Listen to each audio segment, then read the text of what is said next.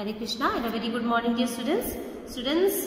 Previous class में मैंने आपको इंग्लिश 1 लेसन का स्ट्रॉन्गेस्ट हाउस ये लेसन स्टार्ट करा था और उसमें हमने पढ़ा था कि 3 बॉयज थे, डेविड, टोनी एंड कासिम। दे मतलब उनके पेरेंट्स जो थे वो केव्स में रहते थे।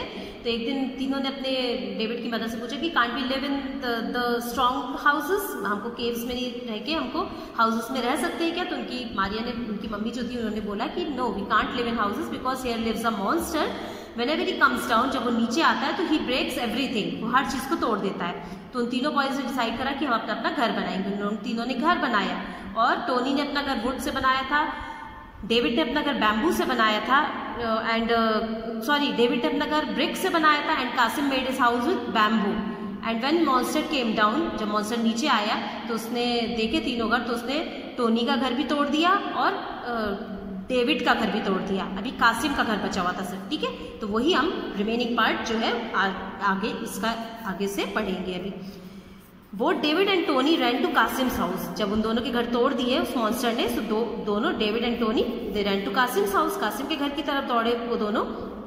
The monster also came there, वो मॉन्स्टर जो था वो वहां पर भी आ गया, right. He saw the bamboo house and laughed, और उसने वो बैम्बू का हाउस देखा, वो बांस से बना हुआ घर देखा और जोर जोर से हंसने लगा वो। This one is the weakest of all, उसने कहा कि ये तो सबसे ज्यादा कमजोर घर है। He said he stamped his feet, उसने कहा और ही स्टैम्प्ड हिज फीट, वहां पर भी उसने अपना पैर जोर से रखा।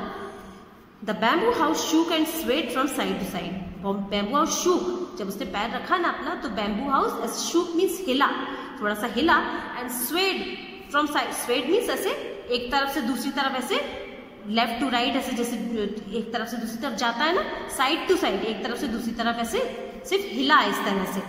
बट इट डिडंट ब्रेक, लेकिन वो टूटा नहीं। The monster stamped his feet again, तो मॉन्स्टर ने फिर से अपना पैर जोर से रखा। Still the house didn't break, फिर से वो घर नहीं टूटा।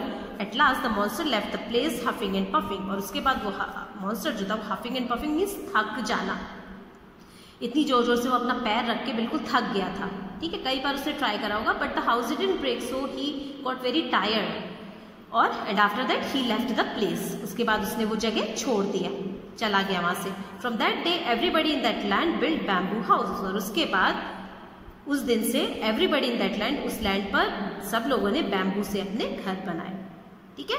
तो ये जो हमने स्टोरी पढ़ी, इसमें हमने ये देखा कि bamboo house was the strongest house, जो कि नहीं टूटा, ठीक है। चलिए अब हम इसके वर्ड मीनिंग देखते हैं। Bamboo, a tall plant with hard stems, bamboo जो होता है एक टॉल प्लांट होता है, बड़ा सा ट्री होता है विथ हार्ड स्टेम्स, जिसके काफी हार्ड स्टेम होते हैं। बैम्बू को हिंदी में बांस बोलते हैं, ठीक है। Swayed, moved from side to side, एक तरफ से दूसरी तरफ हिलना, लेफ्ट टू राइट ऐसे हिलना, that is called swayed. Huffing and puffing, breathing heavily when tired, जब हम थक जाते हैं तो हम जैसे जोर जोर से सांस चलती है ना हमारी, तो उसको बोलते हैं हफिंग एंड पफिंग, ठीक है। ये वर्ड मीनिंग आपको आपकी फेयर कॉपी में फॉर्मेट के अकॉर्डिंग नोट करने हैं। आप सिंपल वर्ड मीनिंग डाल के नोट मत कर दिया करिए, lesson number, lesson name, date और उसके बाद वर्ड मीनिंग हेडिंग और उसके बाद वर्ड मीनिंग आप लिखेंगे। और वर्ड मीनिंग के बाद में आपको क्वेश्चन एंड आंसर्स लिखने होते हैं, क्वेश्चन एंड आंसर की हेडिंग डालते हैं और उसके बाद क्वेश्चन एंड आंसर्स लिखने होते हैं, ठीक है। कोई स्टूडेंट्स मेरे को सिर्फ word meaning directly without any heading, आप लेसन का नंबर और नेम नहीं लिखेंगे क्या जब फेयर कॉपी में नोट करते हैं? तो so always remember to write lesson number, lesson name and date on top of the page, right? Now we will do some of its back exercise, multiple choice questions. The first one is the people in the far away land lived in, people जो थे तो कुछ time पहले जो लोग कहाँ रहते थे? caves, houses और forests, कहाँ रहते थे वो लोग? caves में। तो correct answer is A, ठीक है। One day the 3 friends asked dash mother, एक दिन तीनों दोस्तों ने किसकी मम्मी से पूछा था? किसकी मम्मी से पूछा था? डेविड्स, टोनीस और कासिम्स। किसकी मम्मी से पूछा था? David's mother. So correct answer is A, ठीक है। Third is Kasim built his house with, Kasim ने अपना घर किससे बनाया था? वुड, ब्रिक्स और bamboo. He made his houses with bamboo which didn't break, जो कि टूटा नहीं था, which it was the strongest house, ना। Fourth one is whose house proved to the strongest, किसका घर सबसे ज्यादा स्ट्रॉन्ग सिद्ध हुआ? किसका था? डेविड, टोनी और कासिम, कासिम का घर। So the correct answer is C, Kasim's, ठीक है। Next exercise is tick right for right and cross for wrong statements. This is true and false exercise. The first one is the friends decided to go to the city, friends ने city जाने का decide किया था क्या? No, they decided to build the strong houses, है ना, उन्होंने city जाने का डिसाइड नहीं करा था, उन्होंने डिसाइड किया था कि हम स्ट्रॉन्ग हाउसेस बनाएंगे, ठीक है। सो this is wrong. Tony built his house with would, Tony ने अपना घर वुड से बनाया था, यस, उसने अपना घर लकड़ी से ही बनाया था। The bamboo house shook and swayed from side to side and broke at last, bamboo house जो था वो एक साइड टू साइड हिला, शूक हुआ, हिला और टूट गया अंत में। ब्रोक एट लास्ट, टूट गया था, नहीं, वो टूटना नहीं था, so this is wrong.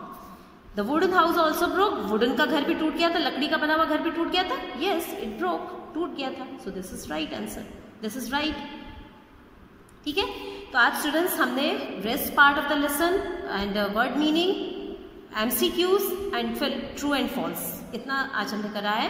Word meaning आपको फेयर कॉपी में नोट करना है and MCQs and true and false you have to do in your books, ठीक है। सो वर्क करके टाइम से मेरे को अपना वर्क सबमिट करिएगा, ओके। रेस्ट पार्ट और rest exercise we will do in next class, okay. So that's all for today, thank you all of you and take care.